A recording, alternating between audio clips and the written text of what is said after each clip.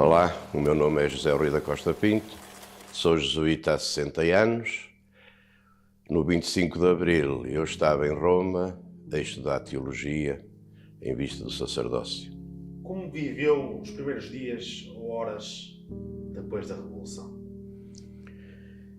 Eu devo ser dos poucos portugueses ou daqueles portugueses que souberam mais cedo do 25 de Abril, estando no estrangeiro. Porquê?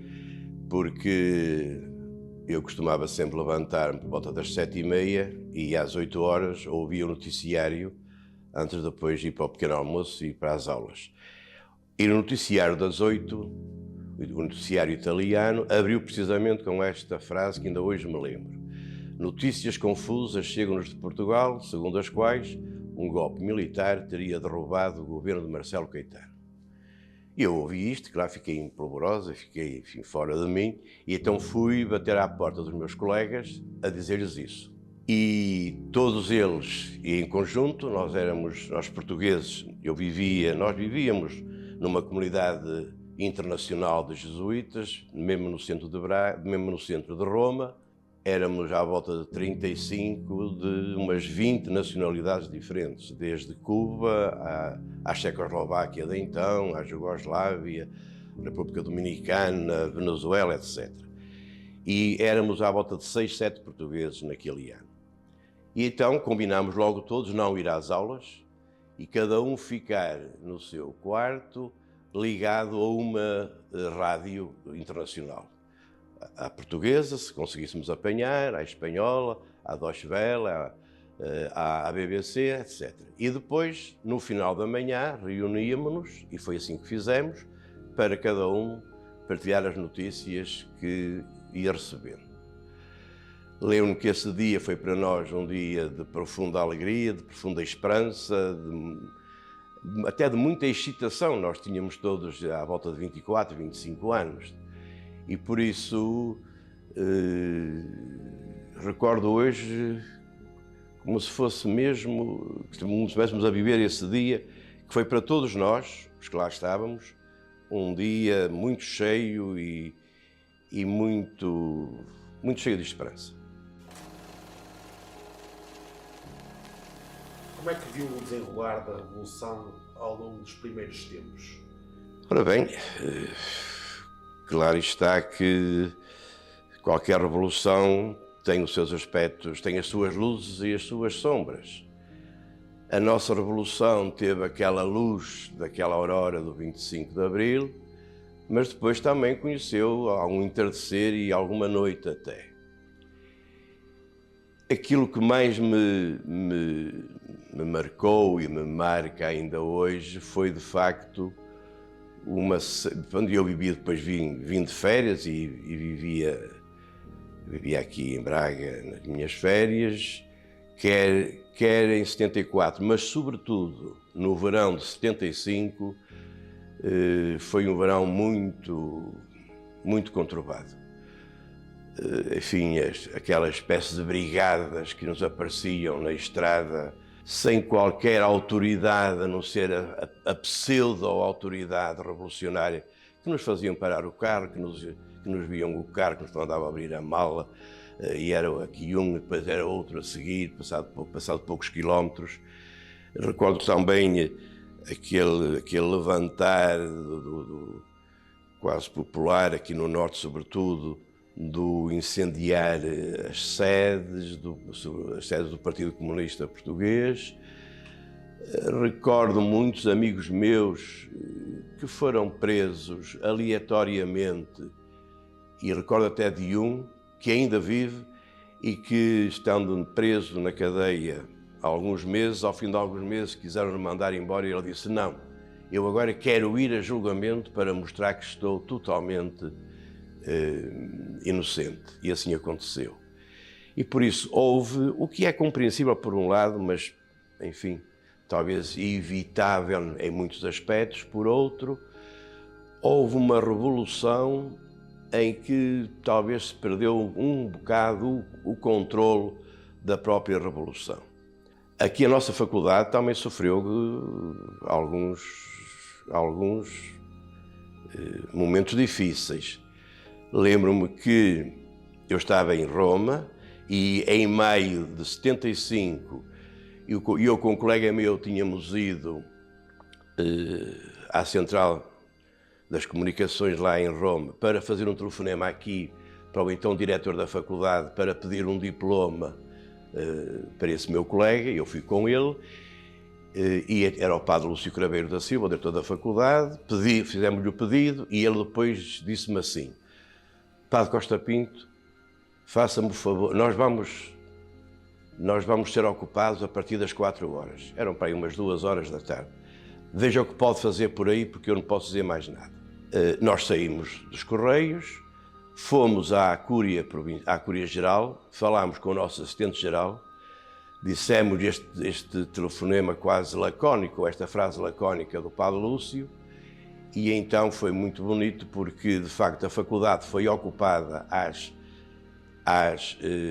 6 da tarde, por volta das 6 da tarde, do dia 17 de maio de 75, e 3, 4 horas depois intervieram as autoridades e expulsaram os alunos que estavam a ocupar a faculdade. Porquê? Porque, claro, é evidente que a nossa Cúria-Geral ligou logo ao Vaticano. O Vaticano, a Secretaria de Estado do Vaticano, ligou aqui para Lisboa e falou diretamente com, enfim, o general Otero Saraiva de Carvalho, que era então o chefe do COPCON. O general deu ordens aqui logo aos militares de Braga que viessem aqui à faculdade e umas horas depois, 2 horas depois, então, intervieram os militares e creio que também a polícia e desocuparam a faculdade. Isto é apenas um sinal, enfim, algo importante, parece-me, da efervescência algo descontrolada em muitos aspectos que se viveu naqueles tempos. Como é que viveu a liberdade na sua vida pessoal e apostólica a partir de abril?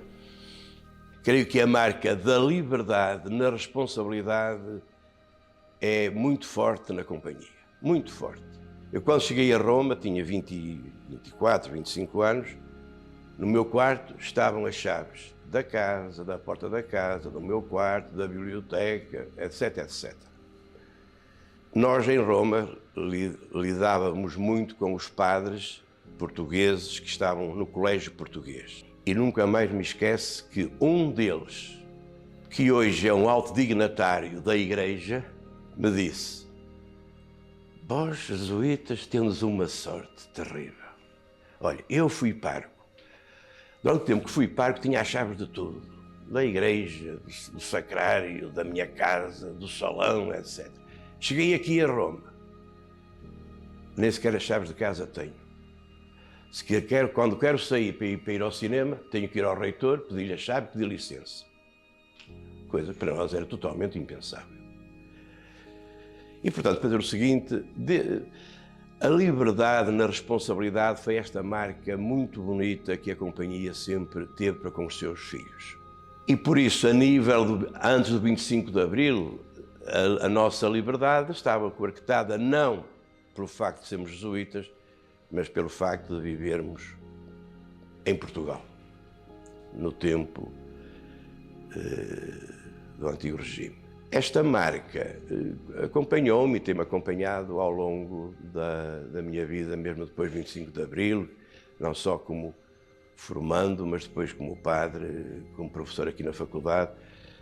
Soube conviver bastante bem sempre com a liberdade, nunca senti que me fosse coartado, até porque no tipo de governo próprio da companhia é um governo em diálogo.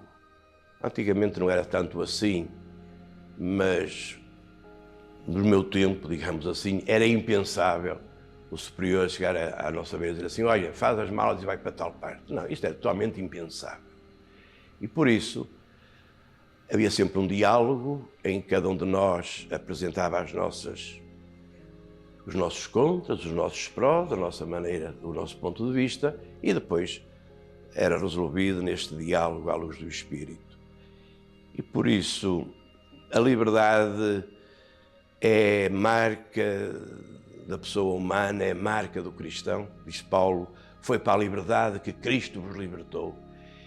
E nós jesuítas temos esta marca tão bem vivida nos exercícios espirituais. Agora lembrei-me de repente de uma frase muito bonita do grande bispo Dom António Ferreira Gomes. E dizia com toda a propriedade, porque ele viveu isto na pele: de joelhos diante de Deus, de pé diante dos homens.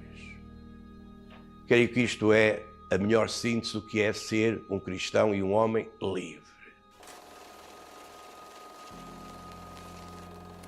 Olhando um bocadinho para o futuro, que mensagem é que gostaria de passar aos jovens que foram votar pela primeira vez este ano? Neste caso, um conselho ou um aviso a estes jovens que estão a entrar pela primeira vez na democracia. Primeiro, saudá-los. Eu sei que houve muitos jovens que votaram pela primeira vez. É um ato muito sério e muito responsável para qualquer pessoa, porque nós temos que estar inseridos e comprometidos com a transformação e a mudança da sociedade e da cultura em que vivemos, em todas as suas dimensões. É um ato ainda mais forte para um jovem cristão. O jovem cristão tem como missão estar inserido no mundo concreto, sem fugas, à maneira de uma criança que foge das dificuldades, não de uma maneira inconsciente, como tantas vezes muitos jovens e adultos estão. Não. O jovem cristão tem todas as razões que tem qualquer jovem e mais uma de ser sinal de transformação do mundo, de ser fermento, de ser luz. E por isso a grande mensagem, ou a mensagem grande não, a mensagem simples e amiga que eu gostaria de deixar aos jovens que votaram pela primeira vez é que fizeram um ato muito belo, um ato muito comprometedor e que continuem através dos outros atos, que não são apenas só votar, mas nos lugares em que estiverem, nas diversas estruturas da sociedade, que sejam ativos, que sejam irreverentes, que não fiquem satisfeitos, porque nunca nenhum de nós faz o suficiente. Há sempre um mais, há sempre um horizonte, há sempre um mais além que nos espera e que nos desafia. E por isso, para os jovens, uma grande palavra de esperança, porque eles são o amanhã do mundo melhor, do mundo novo, do mundo que seja de facto sinal do reino de Deus. Muito obrigado a todos e até à próxima.